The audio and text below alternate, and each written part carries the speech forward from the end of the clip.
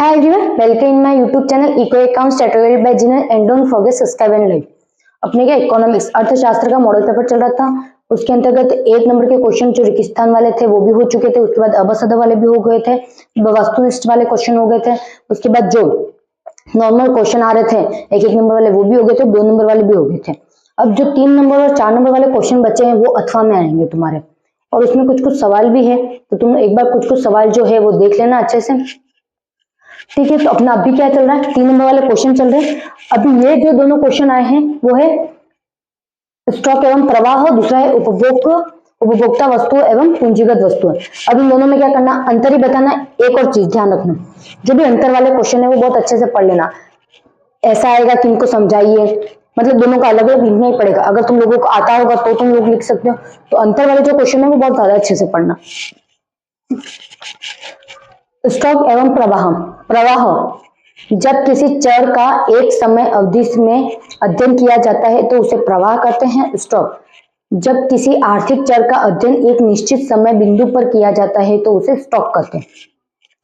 तो यहाँ पर क्या लिखा गया है, प्रवाह का मतलब है जब किसी चर का एक समय अवधि में अध्ययन किया जाता है। कब अध्ययन किया जा रहा है, एक समय अवधि में, मतलब जो भी फिक्स अवधि है उसके अंतर्गत अध्ययन किया जा रहा है, उसको कौन सा कहा जाएगा, प्रवाह। कितना सामान गया है, कितना सामान आया है, वो सारा। स्टॉक, जब किसी आर्थिक चर का अध्ययन एक निश्चित समय बिंदु पर किया जाता है। तुमने वित्तीय वर्ष सुना था, वित्तीय वर्ष की डेट भी आई थी 1 मार्च से 31 अप्रैल, आई थी या नहीं आई थी। अब वो जो अध्ययन किया जाता है वो कहाँ किया जाता है, यहां से चालू होता है। कहां से होता है, सॉरी 31 मार्च से 1 अप्रैल। 31 मार्च से क्या था, 1 अप्रैल, या फिर 1 अप्रैल से 31 मार्च, 1 अप्रैल से 31 मार्च। अब ये स्टॉक का जो अध्ययन किया जाता है वो इस समय अंदर किया जाता है। कब किया जाता है, 1 अप्रैल से 31 मार्च के अंतर्गत किया जाता है। किसका अध्ययन किया जाता है, स्टॉक का अध्ययन किया जाता है। अब 1 अप्रैल से जो भी पहले वाला स्टॉक होगा उसको क्या बोलेंगे, जो नया स्टॉक है उसको ये न्यू स्टॉक बोलेंगे, और जो खत्म होने वाले मतलब एंडिंग में है तो उसको क्या बोलेंगे, क्लोजिंग स्टॉक। मतलब इतना स्टॉक पड़ा है, इसमें इतना बेका, इतना पड़ा है, ये सारा इसके अंतर्गत आएगा। तो वो कौन सा कहलाएगा, एक निश्चित समय बिंदु पर अध्ययन किया जा रहा है तो उसे कौन सा कहते हैं, स्टॉक कहते हैं, ठीक है। अब उपभोक्ता वस्तुएं, उपभोक्ता वस्तुएं जिन वस्तुओं से प्रत्यक्ष रूप से उपभोक्ता की आवश्यकताओं की पूर्ति की जाती है उन्हें उपभोक्ता वस्तुएं कहते हैं। उदाहरण के लिए डबल रोटी, फल, दूध आदि। इसमें क्या है, प्रत्यक्ष रूप से बोला है, अप्रत्यक्ष रूप से नहीं बोला है। मतलब ऐसी वस्तुएं जिनको उपभोक्ताओं को आवश्यकता होती है, जैसे रोटी, कपड़ा, मकान, ये क्या जरूरत की चीजें हैं, ये हमेशा जरूरत होती है। तो यहाँ पे रोटी है, फल, दूध, इन सब की क्या होती है, व्यक्ति को आवश्यकता होती है। तो वो कौन सी वस्तु कहलाएगी, उपभोक्ता वस्तु। और पूंजीगत वस्तु, पूंजीगत वस्तुएं मानव निर्मित उत्पादन है जिसका उपभोग किसी व्यवसाय द्वारा उपभोक्ता या अन्य पूंजीगत वस्तुओं का उत्पादन करने के लिए किया जाता है। पूंजीगत वस्तुओं में भवन, मशीनें जैसी वस्तु आती है। यहाँ पर क्या कहला गया, मानव निर्मित वस्तु है। ये किसके द्वारा बनाएगी, मानव द्वारा बनाएगी, जिसका उपयोग किसी व्यवसाय द्वारा उपभोक्ता या तो किसी बिजनेस में किया जा रहा होगा या अन्य पूंजीगत वस्तुओं का उत्पादन करने के लिए किया जा रहा होगा। मतलब दूसरी वस्तुएं बनाने के लिए किया जा रहा होगा या किसके लिए किया जा रहा होगा, बिजनेस के लिए। अब भवन है, भवन देने के लिए भी होता है। उसके बाद भवन अगर कोई बिल्डिंग बनाता है तो उसको बेच भी देता है, आधे से ज्यादा रूम बेच देता है, या कोई होटल बनाता है तो उस हिसाब से एडजस्ट करता है उसको क्या करना है। मशीन है तो मशीन को किस तरीके से एडजस्ट करना है, मशीन को वो अपने यूज के लिए, पर्सनल यूज के भी ले सकता है, और पर्सनल यूज के लिए नहीं लेके बिजनेस यूज के लिए। यहाँ पर कौन सी चीजें बोलना चाह रहा है, सारे बिजनेस यूज के लिए ली जा रही है, वो किसमें आ रही है, पूंजीगत वस्तुओं में आ रही है, ठीक है। एक बार स्क्रीनशॉट ले लो अगर किसी ने नहीं लिया है। स्टॉक, प्रारंभिक स्टॉक और अंतिम स्टॉक कौन सा कहलाएगा, 1 अप्रैल वाला जो स्टॉक होगा उसको प्रारंभिक स्टॉक कहेंगे, और क्लोजिंग स्टॉक किसको कहेंगे, 31 मार्च वाले स्टॉक को क्लोजिंग स्टॉक कहेंगे। मतलब जो वर्ष के अंत में बचा उसको कौन सा स्टॉक कहा जाएगा, क्लोजिंग स्टॉक। और जो शुरुआत में बच रहा है, मतलब शुरुआत में अवेलेबल है, अब बिजनेस उसी से करना है, उसको कौन सा स्टॉक कहलाएंगे, प्रारंभिक स्टॉक कहेंगे। वो 1 अप्रैल से होगा। एक बार स्क्रीनशॉट ले लो, और किसी ने साथ में उतार दिया तो अच्छी बात है।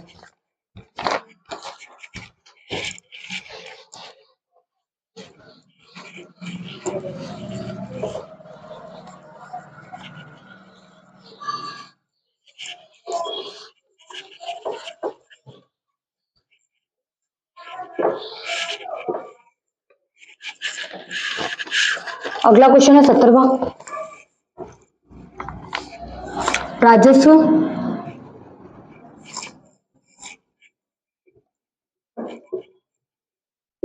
प्राप्तियां तथा पूंजीगत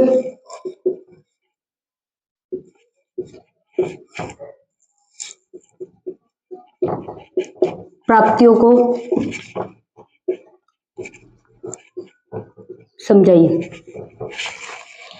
अब एक और चीज ध्यान रखो, यहाँ पर राजस्व और पूंजीगत प्राप्ति दोनों को समझाना। जब मुझे इस तरीके का चाहिए तो डिफरेंट ही हो गया कि नहीं हो गया, डिफरेंस आया कि नहीं आया। पूंजीगत और उससे पहले भी स्टॉक में उसमें अंतर आया था, स्टॉक और प्रवाह में, फिर पूंजीगत वस्तु और उपभोग वस्तु में परिवर्तन आया, वो सारी चीजें आई या नहीं आई, तभी भी क्या है समझाइए। तो क्या मतलब निकलता है, इसका सेंस क्या निकलता है, इसका भी सेंस यही एक अंतर ही करना है। तो इसलिए मैं बोल रही थी अंतर वाले क्वेश्चन ज्यादातर पढ़ लेना अच्छे से, कि ऐसा नहीं हो कि बाद में तुम लोगों को अंतर वाले क्वेश्चन ही नहीं आए। पहले यहाँ पर आधार लिख देना, कभी भी अंतर करें तो तब क्या सबसे पहले आधार करके उसके बाद राजस्व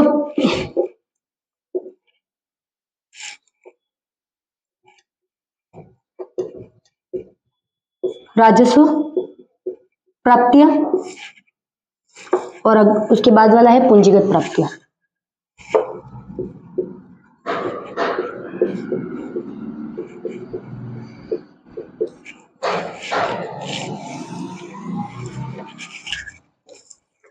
क्या करना, सबसे पहले अंतर का आधार लिखना, उसके बाद राजस्व प्राप्ति लिखनी है और पूंजीगत प्राप्ति लिखनी है।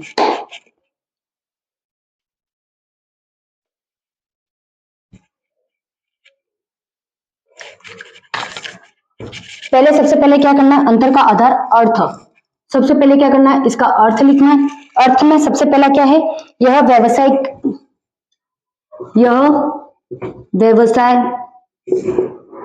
की अभी से उत्पन्न आय है। अब इसका अर्थ देखो, यह निवेश और साझेदारी से उत्पन्न आय है। अगला, इनकी प्रकृति।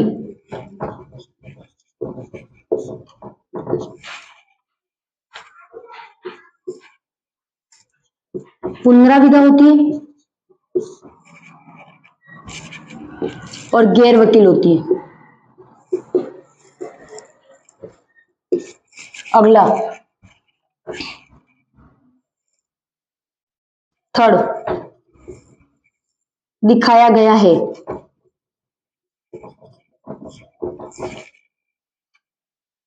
लाभ और हानि या ट्रेडिंग के क्रेडिट पर दिखाया गया है। एसेट के स्टेमिनाज वाले पहलू को दिखाया गया है।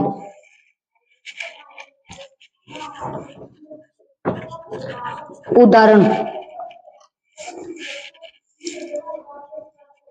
संपत्ति की बिक्री,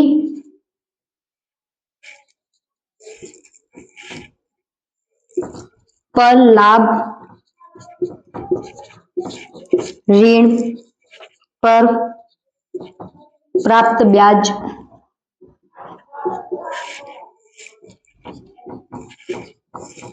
लॉटरी आदि।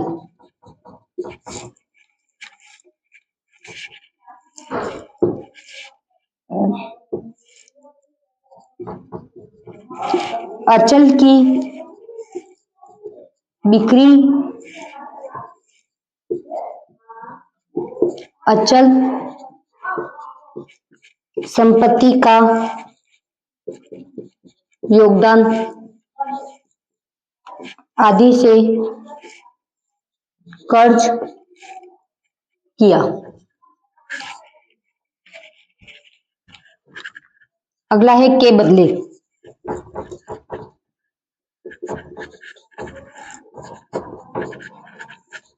प्राप्त किया गया आय और आय का स्रोत।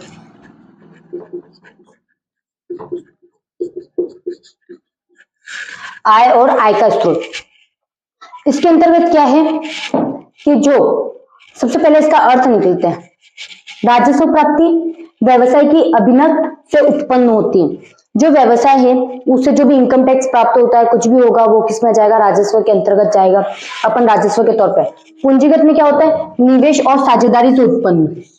जो पार्टनरशिप करते हैं अपन, या तो उससे रिलेटेड होगा। पार्टनरशिप किससे रिलेटेड करते हैं? अपन किसी भी बिजनेस से रिलेटेड करते हैं। कोई बड़े बड़े व्यवसाय होते हैं तो अपने इतनी सारी पूंजी एक साथ नहीं लगा सकते, तो उसके लिए कौन सा करते हैं? अपन पार्टनरशिप करते हैं। और निवेश क्या होता है कि अपन किसी भी बिजनेस में क्या करते हैं? निवेश करते हैं। फिर है इसका प्रकृति पुनराविधा। कौन सी पुनराविधा? इसमें वापस से नहीं किया जाता और ये गैर वकील है। तो इसकी प्रकृति दोनों की देख लेना अच्छे से। फिर दिखाया गया लाभ और हानि या ट्रेडिंग के क्रेडिट पर दिखाया जाता है। लाभ हानि यानी प्रॉफिट एंड लॉस। और ट्रेडिंग, ट्रेडिंग कैसे होती है? अगर कोई भी बिजनेस करते हैं अपन तो वहां पर ट्रेडिंग भी होती है कि अब प्रॉफिट होगा, अब लॉस होगा, उसके आधार पर क्या किया जाता है? क्रेडिट, मतलब जो अमाउंट होता है वो ट्रांसफर किया जाता है। फिर ट्रेडिंग पर भी है ना, गवर्नमेंट को पैसा मिलता है, राजस्व के तौर पर अमाउंट मिलता है। यहाँ पे है असेट्स के स्टेमिनाइज वाले पहलुओं को दिखाया जाता है। मतलब जो असेट्स है उसको दिखाया जाएगा कि कितने, असेट का मतलब होता है संपत्ति को बताया जाएगा। उदाहरण के लिए यहाँ पर संपत्ति की बिक्री पर लाभ, जो बिजनेस है अगर उसको या फिर कोई भी राजस्व के तौर पर अपन को जो संपत्ति मिली हुई है उसको बेचते हैं तो उस पर क्या होगा? लाभ होगी, लाभ होगा। फिर ऋण पर प्राप्ति पर ब्याज, जो अपन ने ऋण दिया है उस पर जो अमाउंट अलग से प्राप्त हो रहा है उसको। और लॉटरी, लॉटरी लग जाती है तब भी गवर्नमेंट को कुछ ना कुछ पैसा देना पड़ता है। फिर है अचल की बिक्री। मतलब अचल क्या है? जो स्थिर चीजें हैं उसकी बिक्री करने पर, बेचने पर अचल संपत्तियों का योगदान आदि से कर्ज किया गया हो।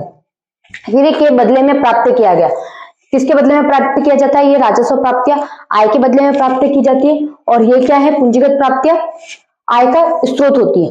आय के स्रोत से यहां से अचीव होता है, यहां पर जाता है। इतनी चीज मेन ध्यान रख लेना। अब जो अगला क्वेश्चन है वो एक बार स्क्रीनशॉट ले लो अगर किसी ने लिखा नहीं हो तो।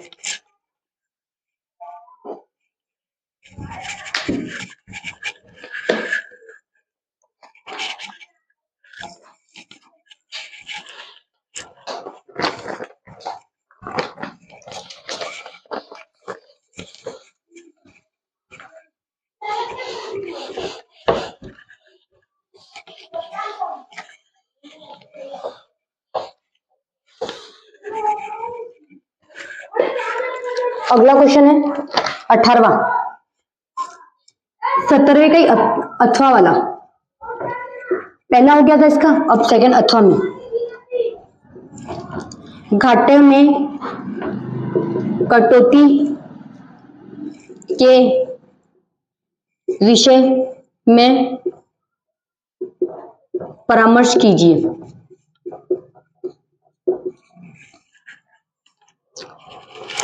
इस क्वेश्चन का अर्थ है कि जो अपन घाटा होता है, बिजनेस हो किसी भी चीज में प्रॉफिट एंड लॉस तो होता ही है, तो उसमें घाटे में कटौती कैसे की जा सकती है।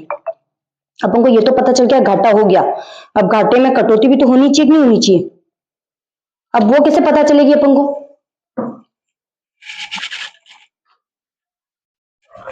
घाटे में कटौती का कैसे पता चलेगा? आंसर लिखो।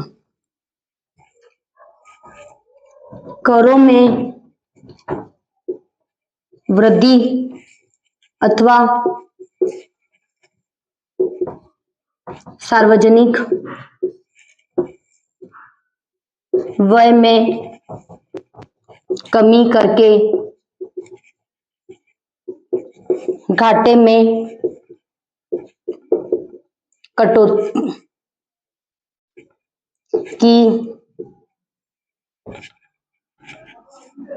जा सकती है। घाटे में कमी करने के लिए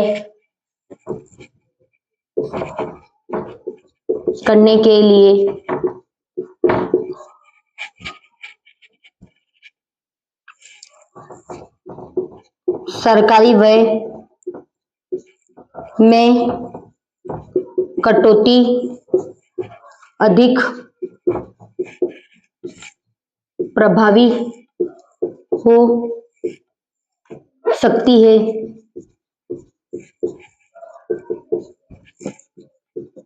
सरकारी व्यय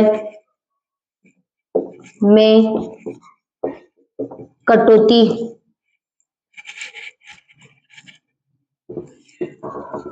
सुनियोजित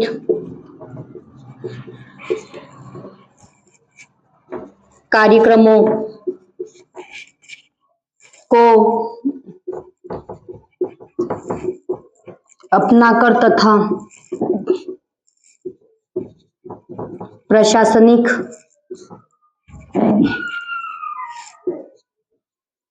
कार्य कुशलता को बढ़ाकर किया जा सकता है। जो घाटे में कटौती है वो कैसे की जाती है? एक तो करों में वृद्धि अथवा सार्वजनिक व्ययों में कमी करके। कैसे कैसे की जाती है? करों में या तो वृद्धि कर या फिर सार्वजनिक व्ययों में क्या करके कमी करके घाटे में कटौती की जा सकती है। घाटे में कमी करने के लिए सरकारी व्यय में कटौती अधिक प्रभावित हो सकती है। मतलब किसमें? सरकारी व्यय है उसमें क्या कटौती अधिक प्रभावित हो सकती है। सरकारी व्यय में कटौती सुनियोजित कार्यक्रमों को अपनाकर तथा प्रशासनिक कार्यकुशलता को बढ़ाकर की जा सकती है। किसको की जा सकती है? कार्यकुशलता को बढ़ाकर की जाती है। अगला क्वेश्चन लिखो। औसत उत्पादन तथा सीमांत उत्पादन को संक्षेप में समझाइए। अब ये क्वेश्चन भी तुम लोगों को पता ही है, अथवा में आएगा। अगला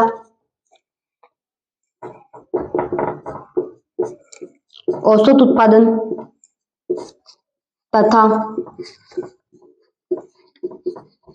सीमांत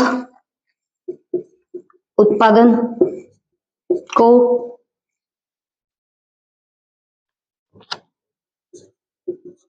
संक्षेप में समझाइए।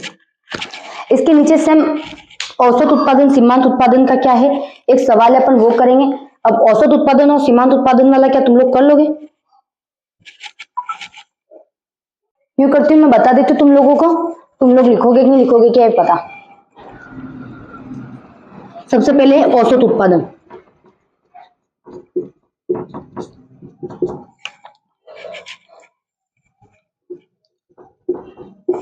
कुल उत्पादन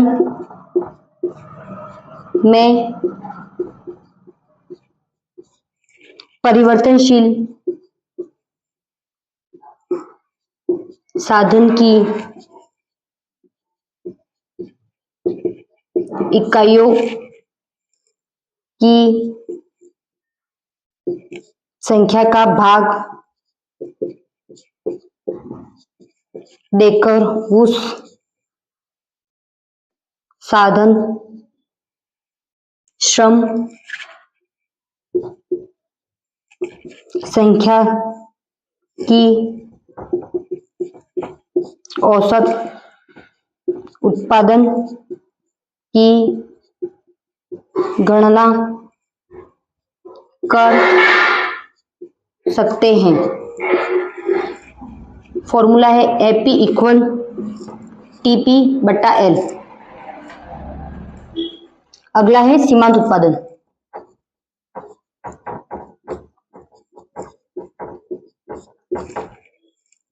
किसी परिवर्तनशील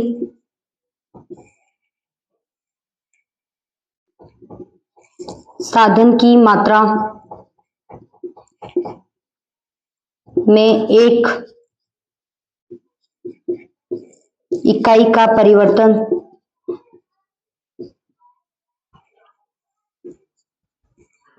करने के कारण कुल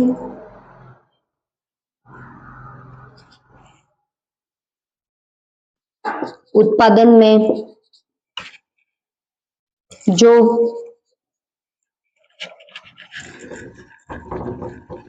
परिवर्तन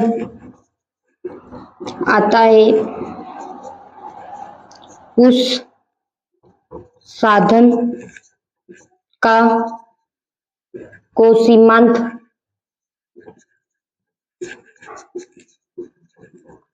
उत्पादन। अगर कोई इसका डायग्राम बनाना चाहता हो तो डायग्राम भी है, तुम लोग एक बार पीछे जाके देख लेना इसको, जब चैप्टर कुल उत्पादन और सीमांत उत्पादन का दोनों का साथ में डायग्राम बनेगा, तो एक बार तुम लोग जो बुक में लिखा हो उस बुक में देख लेना, ठीक है। कुल उत्पादन का मतलब क्या है? कुल उत्पादन में परिवर्तनशील साधन, इसमें कौन सी इकाइयां ली जाती है?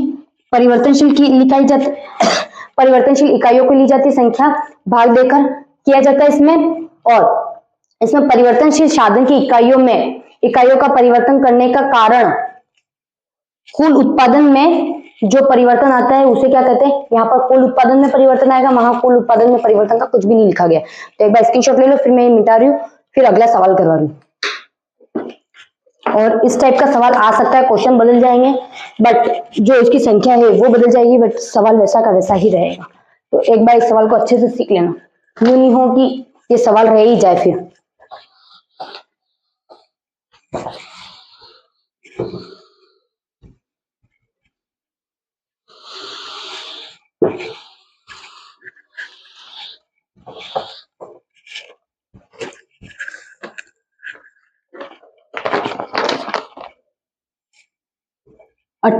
अठारह वाला क्वेश्चन, ठीक है। निम्न सारणी में औसत उत्पाद तथा सीमांत उत्पाद को उत्पाद की गणना कीजिए। श्रम की इकाइयां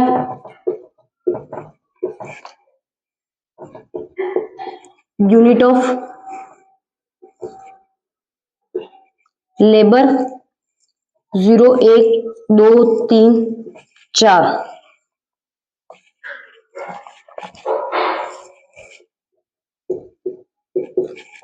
कुल उत्पादन टोटल प्रोडक्शन, तो इसको टीपी लिख देते सीधा, 0, 5, 15, 30, 40। औसत उत्पादन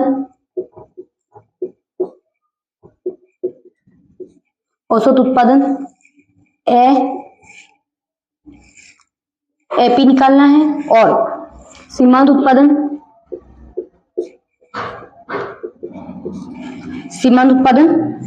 एमपी।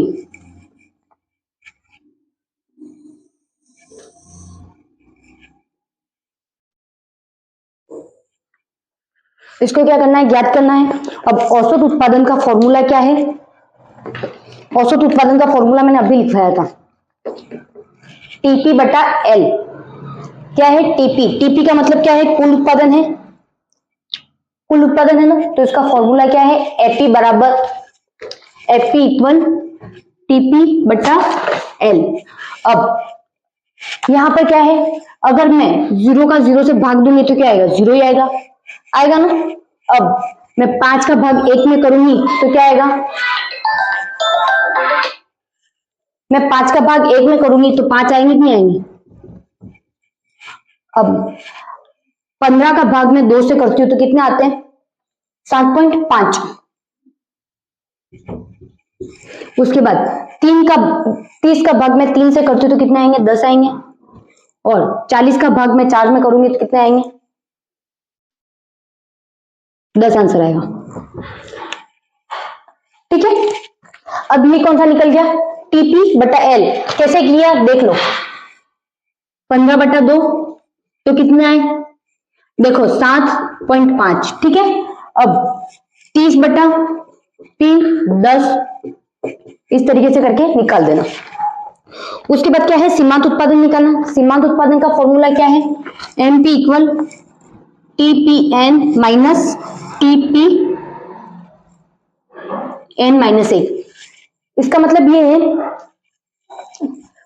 इसको माइनस करना, तो 0 का 0 ही आया पहले में। तो फिर नेक्स्ट क्या करना है, अब थोड़ा सा जो है वो चेंज हो रहा है, क्या करेंगे, इसको माइनस करना।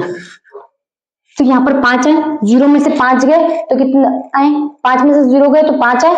अब 5 में से 15 जाएंगे तो कितने बचेंगे, 5 में से 15 गए तो कितने बचेंगे 10। 15 में से 30 गए तो 30 में से 15, समझ जाना। फिर 40 में से 30 में से 40 में से 30 गए तो 10। ये आ गया तुम्हारे सीमांत उत्पादन। अब मैं ऐसी संख्या चेंज कर रही हूं, तुम लोग कर लेना। एक बार इसका स्क्रीनशॉट ले लो, कैसे किया। सबसे पहले क्या किया, टीपी क्या था, कुल उत्पादन था, बटा एल कर दिया। एल क्या था, ये रहा लेबर्स वाला, लेबर्स यूनिट थी, उसको डिवाइड किया तो 7, 5, 7.5, 10 आंसर है। उसके बाद सीमांत उत्पादन क्या था, टीपीएन ये वाला। उसके बाद टीपीएन में 1 माइनस करना, मतलब ऊपर वाली संख्या क्या करनी है, माइनस करते हुए चलना। 0 में से 0 गया तो 0 है, 5 में से 0 गया तो 5। अब 15 में से 5 गए तो 10, 30 में से 15 गए तो 15, और 40 में से 30 गए तो 10, ठीक है। अब मैं जो क्वेश्चन है वो चेंज हो रही इसी में, क्योंकि इस टाइप का क्वेश्चन बन सकता है, इसलिए मैं पहले ही चेंज करके बता देती हूँ तुम लोगों को। फॉर्मूला यही रहने वाला है, तो एक बार अच्छे से पढ़ लेना, क्योंकि ये इतना सही करने में क्या तुम्हारे 3 नंबर आ जाएंगे और इजी भी पड़ जाएगा। ये तुम्हारे घर के लिए 0, 6, 8, 10, 12, 6 नहीं 0 ही है, ठीक है। 12, 8, 18, 16, 17। अब तुम लोग कर लेना, इसको मैं नहीं करवा रही हूं।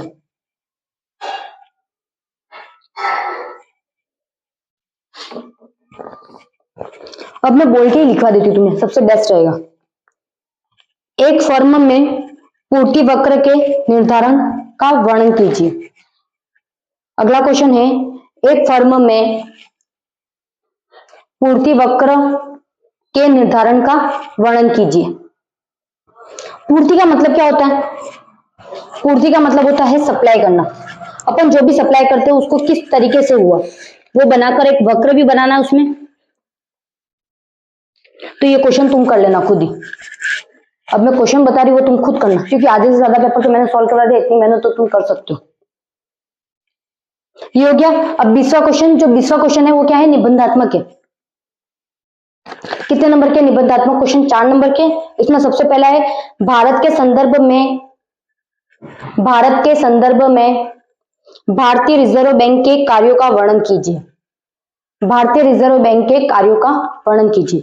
अब भारतीय रिजर्व बैंक क्या है वो तो तुम लोगों को पता ही होगा, जहां से नोटें, जो अपनी ये नोट्स है कहाँ बनती है, 2500 की ये सारी नोटें कहाँ से बनती है, अपने भारतीय रिजर्व बैंक बनाता है। अब भारतीय रिजर्व बैंक के कार्य क्या होते हैं, वहां पर लोग जाके क्या करते हैं, पैसे लेते हैं, क्या पैसे लेते हैं। वहां पर लोगों का कोई काम नहीं होता, वहां किसका काम होता है, बैंकों का होता है। जो बैंक होती है भारतीय रिजर्व बैंक, जो मेन बैंक है, ब्रांच है, वो दूसरी बैंकों को क्या करती है, अमाउंट देती है, उस वहां रजिस्ट्रेशन होता है, कितने बैंक चल रहे हैं वो सारा कहाँ पे होगा, डाटा पूरा भारतीय रिजर्व बैंक के पास होगा। तो ये सारे कार्य तुम लोगों को लिखने। फिर है वस्तु विनिमय प्रणाली के, इसी के अंदर अथवा में क्वेश्चन है, 20वें क्वेश्चन का ही, वस्तु विनिमय प्रणाली के दोषों का उल्लेख कीजिए। मुद्रा इन दोषों को किस प्रकार दूर करती है, मुद्रा इन दोषों को किस प्रकार दूर करती है, विश्लेषण कीजिए। वस्तु विनिमय प्रणाली का मतलब क्या था, वस्तु विनिमय प्रणाली का मतलब ये होता है कि वस्तु के बदले वस्तु लेना। जैसे अगर मुझे गेहूं चाहिए तो ऐसे व्यक्ति को ढूंढना पड़ेगा, और मेरे पास चावल है तो मैं क्या करूंगी, ऐसे व्यक्ति को ढूंढूंगी जिसको चावल की जरूरत होगी और उसके पास गेहूं होंगे, तो मैं क्या करूंगी, उसको चावल दे दूंगी, उसके बदले क्या करूंगी, गेहूं दूंगी। तो ये क्या होगी, वस्तु विनिमय प्रणाली। वस्तु विनिमय प्रणाली में क्या होता था कि लोगों को बहुत प्रॉब्लम होती थी ऐसे व्यक्तियों को ढूंढने में, वो चीजें मिलती नहीं मिलती, कभी मसाले होते, कभी कुछ और चीज होती, तो ऐसे व्यक्तियों को ढूंढना कि तुझे किसकी जरूरत है, किसकी जरूरत है, इसमें बहुत ज्यादा टाइम वेस्ट हो जाता, इसमें अमाउंट का कोई पता नहीं चलता, क्योंकि कोई एक बोरी गेहूं भी दे देता तो उसके बदले आधे चावल देता, तो उसमें कोई अमाउंट कैलकुलेट नहीं होता था कि कितना ज्यादा गया कितना कम गया। इस वजह से क्या, वस्तु विनिमय प्रणाली के ये सारे दोष है, तो लिख देना इसके अंतर्गत। और मुद्रा ने इसको किस तरीके से दूर किया, तो मुद्रा आने के बाद क्या हो गया, बहुत सारी चीजें इजी हो गई, ऐसे व्यक्ति को ढूंढना नहीं पड़ा कि उसको वो वाली वस्तुएं चाहिए। उसके बाद अपन ये आइडेंटिफाई कर सके कि अपने पास इतना उत्पादन हुआ, इतनी बचत हुई, इतना खर्च हुआ, ये सारा उत्पाद मतलब किससे पता कर सकते थे अपन, मुद्रा से पता कर सकते थे। अब ये थोड़ी बहुत जो डिटेल बताइए, इतना आता हो तो तुम लोग बहुत सारा लिख सकते हो। अगला क्वेश्चन 21वां, उपभोक्ता के इष्टतम चयन से आप क्या समझते हैं? उपभोक्ता के इष्टतम चयन से आप क्या समझते हैं?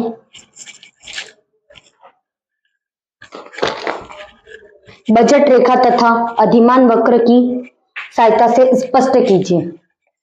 बजट रेखा तथा अधिमान वक्र की सहायता से स्पष्ट कीजिए। उपभोक्ता का इष्टतम बिंदु मतलब कौन सा, संतुष्टि का बिंदु।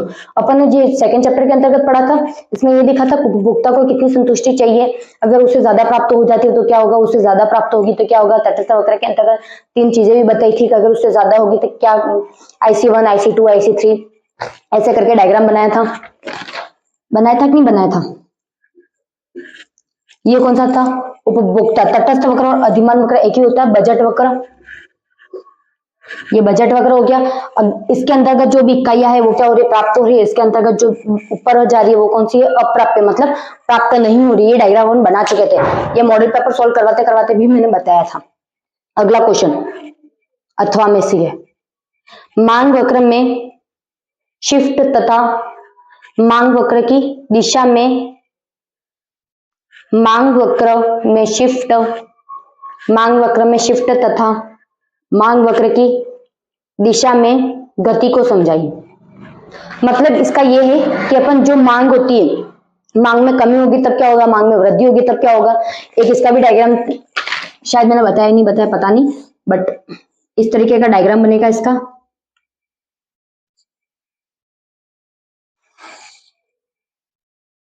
शायद एक ऊपर की तरफ जाएगा तो एक नीचे की तरफ जाएगा, तो एक वृद्धि की तरफ बताएगा एक कमी को बताएगा। तो ये देख लेना एक बार। फिर है 22वां क्वेश्चन, परिवर्तित अनुपात नियम की रेखा चित्र की सहायता से व्याख्या कीजिए। परिवर्तित अनुपात नियम की रेखा चित्र की सहायता से व्याख्या कीजिए। मतलब परिवर्तन किस किस कारण से हो रहा है उसको पूरा रेखा चित्र बना के बताना तुम लोगों को। अगला क्वेश्चन अथवा में इसका दीर्घकालीन औसत लागत तथा दीर्घकालीन